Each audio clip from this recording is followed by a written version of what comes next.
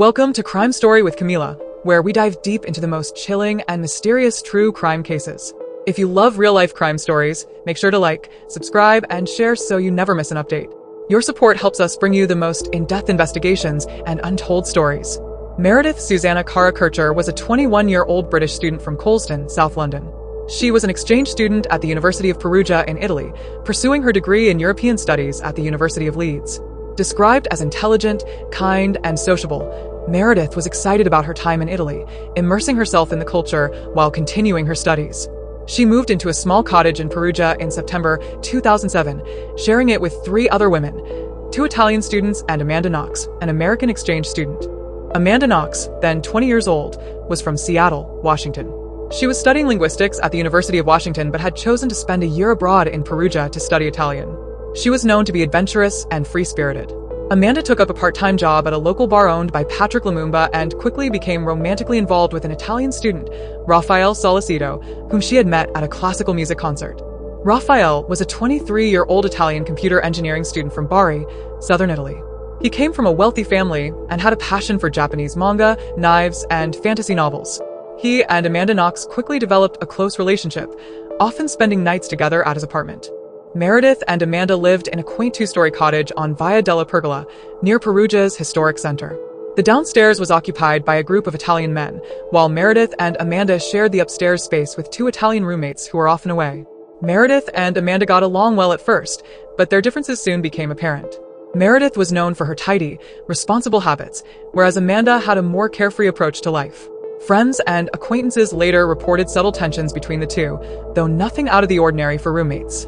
As Halloween approached in late October 2007, Amanda and Raffaele were spending more time together, often at his apartment, while Meredith spent more time with her British friends.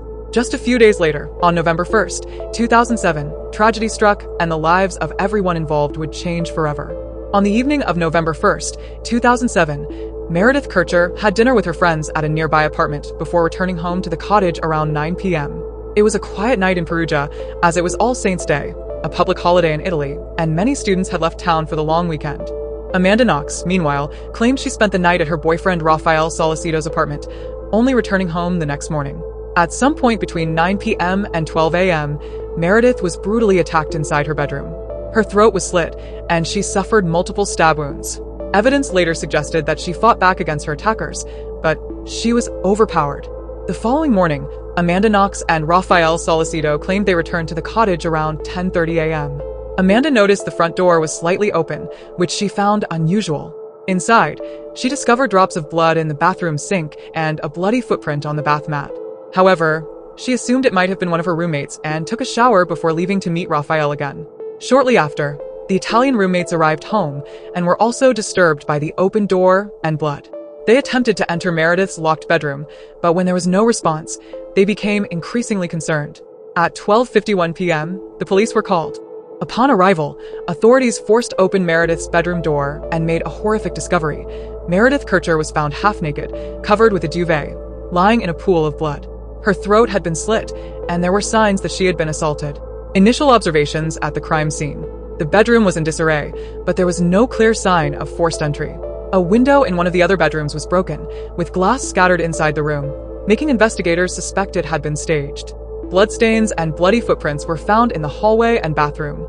The duvet covering Meredith's body suggested that the killer had an emotional connection to the victim, as covering a victim is often interpreted as an act of remorse. The shocking discovery of Meredith's body sent shockwaves through Perugia. The police immediately launched a murder investigation, and attention quickly turned to those who had last seen Meredith and had access to the cottage. Shortly after the discovery of Meredith Kercher's body, the Italian police, Carabinieri, and Perugia homicide detectives began their investigation. They first interviewed Amanda Knox, Raffaele Solicito, and Meredith's other roommates. Amanda and Raffaele had returned to the cottage that morning and had been present when the police arrived, making them immediate persons of interest. Authorities were suspicious of the crime scene because there were no clear signs of forced entry, despite a broken window in another bedroom. The majority of the blood was contained inside Meredith's room, suggesting a targeted attack rather than a random burglary. The staged appearance of the break-in, police believe the broken window was an attempt to mislead investigators. In the hours following the discovery of Meredith's body, Amanda Knox's behavior became a major focus of attention. Witnesses, including police officers and journalists, later described her as behaving oddly for someone whose roommate had just been brutally murdered. She was seen kissing and cuddling with Raphael outside the crime scene. She was performing cartwheels and stretches at the police station while waiting to be questioned. When police asked her if Meredith often screamed, she allegedly replied, "She screamed, yes. Poor girl, she must have been terrified." This statement struck investigators as strange because, at the time, the police had not disclosed that Meredith had likely screamed during the attack. Amanda Knox and Raphael Solicido's changing stories. In their first statements to the police, both Amanda and Raphael provided inconsistent accounts of what they were doing on the night of the murder.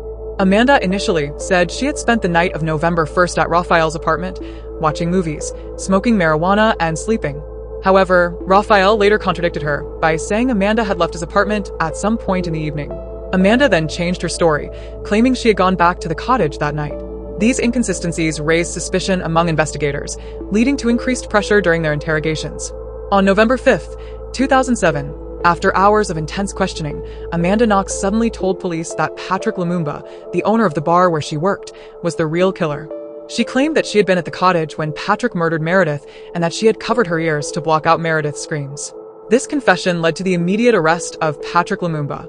However, within a few weeks, Lumumba was released after his airtight alibi proved he was not at the scene of the crime. His arrest had been a mistake, based solely on Amanda's false accusation.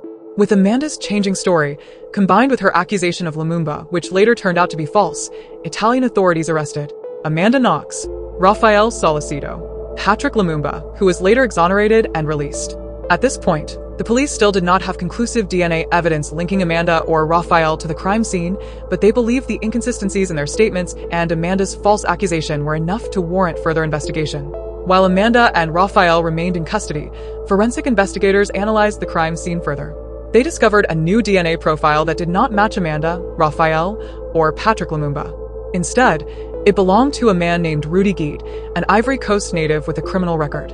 Police found Guide's fingerprints, DNA, and shoe prints inside Meredith's room, making him a prime suspect.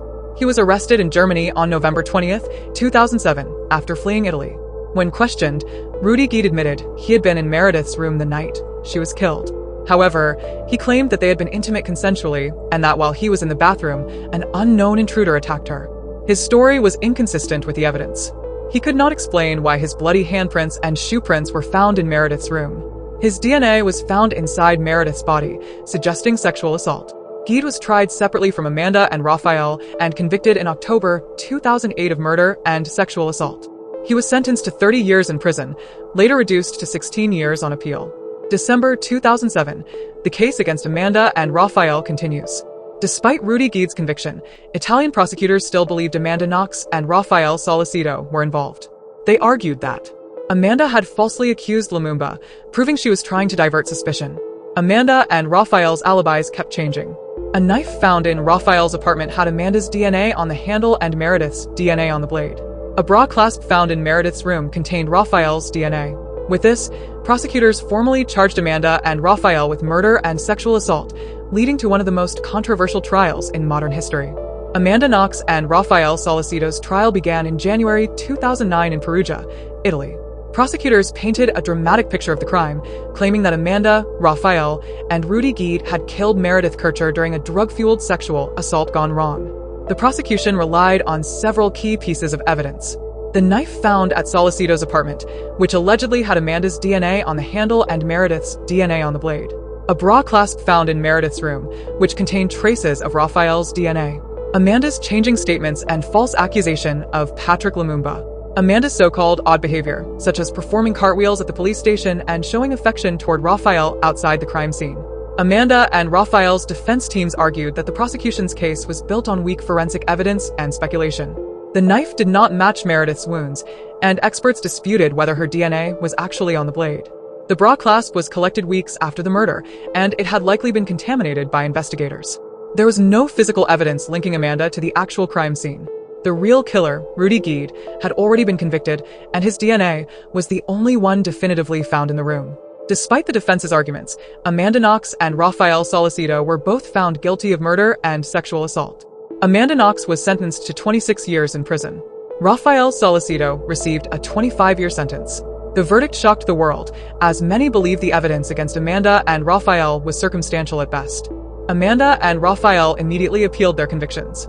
Their appeal trial took place in 2011, and this time, new forensic experts were brought in to re-examine the evidence. Knife evidence discredited. Independent experts found that Meredith's DNA was not on the blade, and that the knife was too large to have inflicted her wounds.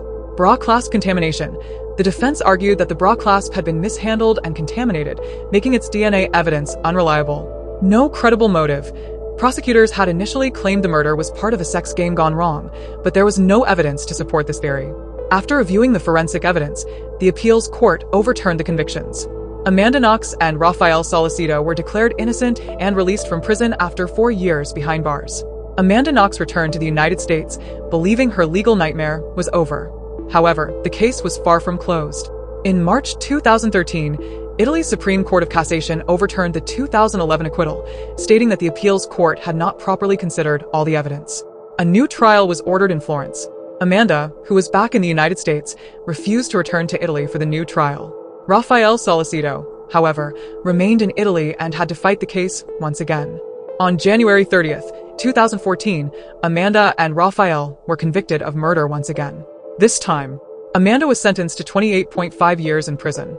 Raphael received 25 years again. Since Amanda was in the US, Italy would have to request her extradition if the conviction was upheld. Amanda and Raphael appealed once more to Italy's highest court. This time, the Court of Cassation reviewed the entire case and ruled that there was no credible evidence linking Amanda and Raphael to the crime. The lower court had made serious errors in its conviction. Amanda and Raphael were completely innocent of the murder. On March 27, 2015, Italy's Supreme Court fully acquitted Amanda Knox and Raphael Solicito once and for all. Amanda was free to live her life in the US without fear of extradition. Raphael Solicito was also cleared of all charges. This brought an end to one of the most controversial and highly publicized murder cases in modern history. Rudy Gide, the only person definitively linked to Meredith Kercher's murder through DNA evidence, was sentenced to 30 years in prison, later reduced to 16 years on appeal. Due to good behavior, he was granted partial day release in 2016 and was fully released from prison in November 2021, having served 13 years. Even after his release, Gide has never fully taken responsibility for the murder. He continues to insist that he was in the house the night of the crime but claims he did not kill Meredith. His conflicting statements have frustrated both Meredith's family and those who still question Amanda Knox's involvement. After her final acquittal in 2015, Amanda Knox returned to the United States, where she tried to rebuild her life. The case had made her one of the most famous wrongfully convicted individuals in modern history. In 2013, she published a memoir, Waiting to be Heard, which became a bestseller. She became an advocate for criminal justice reform, focusing on wrongful convictions and media sensationalism. She has spoken at events, participated in documentaries, and launched a podcast discussing justice system failures. She married Christopher Robinson, a writer, in 2018, and the couple had their first child in 2021. Despite moving on, Amanda Knox still faces criticism from those who doubt her innocence, especially in Italy, where public opinion remains divided. Raphael Solicito, Amanda's former boyfriend, also struggled to regain a normal life after spending 4 years in prison for a crime he didn't commit. After his acquittal, he returned to Italy, where he completed his degree in computer engineering. He sued the Italian government for wrongful imprisonment and received €600,000 in compensation.